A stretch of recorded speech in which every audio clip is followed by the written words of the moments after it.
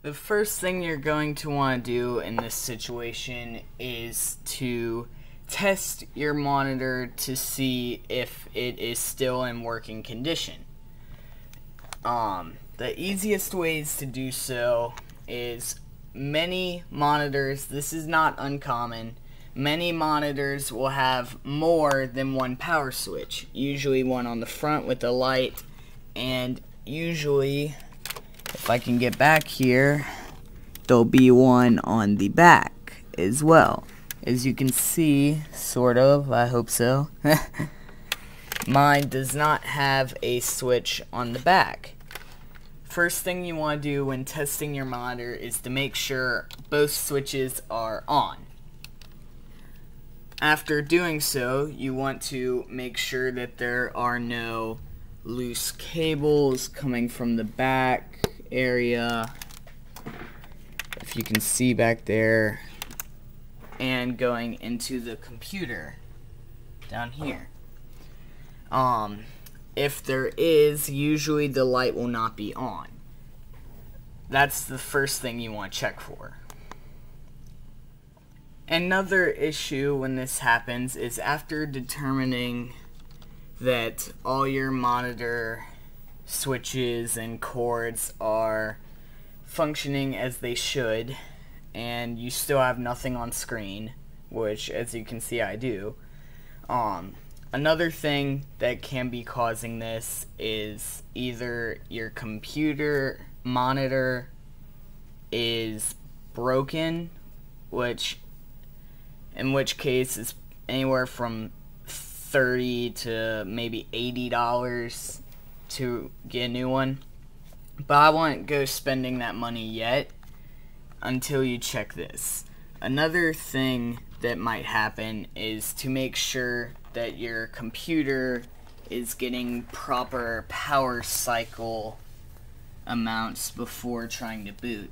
And the easiest way to do so is when you get that black screen and there's nothing on it, what you want to do is you put your finger on the power button, and before turning your computer on, obviously, and instead of just clicking it, you're actually going to want to hold the button down for about 5 seconds or so, and then let off, and then your computer should be booting properly, and in hopes the monitor should be displaying information now. And if not, then your monitor is indeed broken and needs to be replaced. The last common problem I am going to be showing in this video is when you try to go to a website or open your web browser and you see that message, error 404. Well, then it'll be followed by something like page not found, blah blah blah blah blah. Now, when that happens, that can be caused by several things. Either one, the website you are trying to access is currently down, or in more sophisticated terms, unsecure. Two, that website has been banned for whatever reason. Three, there is a temporary error with server maintenance for either that website or your actual internet supplier, which is more or less usually the case. Or what's happening is when you open and this comes up, you do not have a secure connection to the internet. Usually because of weather conditions, your internet will go out, or if there's a loose internet cable or one that actually came out on the modem or router, this will often happen. If it's out because of weather conditions, there's not much you can do about that. You can call your internet supplier and talk to them or whatever, or if it's out because of a website issue, if it's temporary, it'll be fixed usually within an hour. And if the website's been banded, it'll actually have a date on screen of when it was actually banded. Then you'll know that that website is no longer available. Now, let's say, for instance, there is a loose internet cord.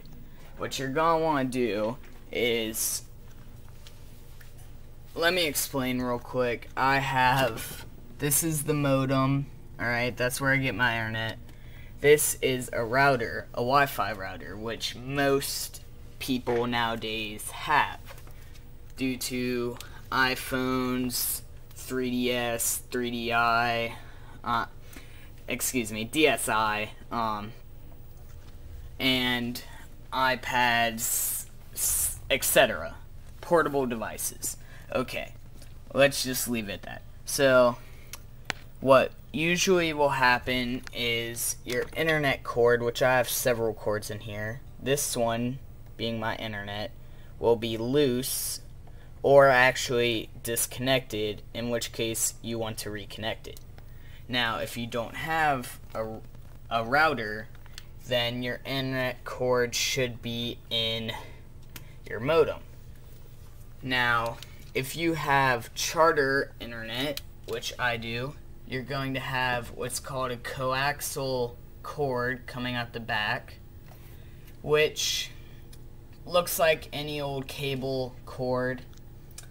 And what you're going to want to do is, if it's not that the cord is loose, you could fix it first removing the power cord from your modem, which that won't cause any problems. But when your internet's out, unless you haven't paid the bill or there's bad weather conditions, you're going to want to first remove the power from your modem.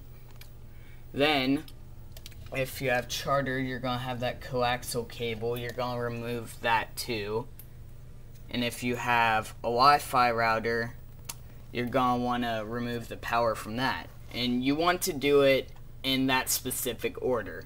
You want to do power from your modem, if you have one, then your coaxial cable, and then if you have a Wi-Fi router, then you want to pull out the power from that. Now, after doing all of this, you want to wait about 10 to 15 seconds and then plug everything back in. Make sure it's all tight and secure. Then, once it is, you should see the lights coming back on. A lot of flashing, a lot of lights, just solid color, all that.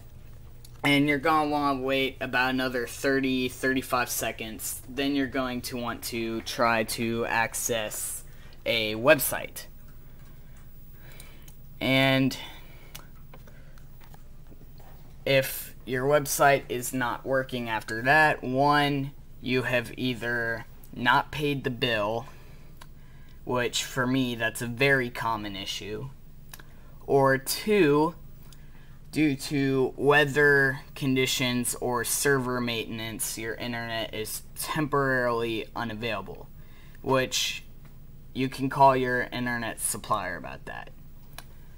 And more often or not, it's just going to be a loose cord somewhere, but you want to check over all the bases. Thank you for watching, and I hope you find this information useful. As I said, there will be links in the descriptions to videos on what is Windows Safe Mode and links to websites to give you this kind of step-by-step information if you need more detail. Thank you.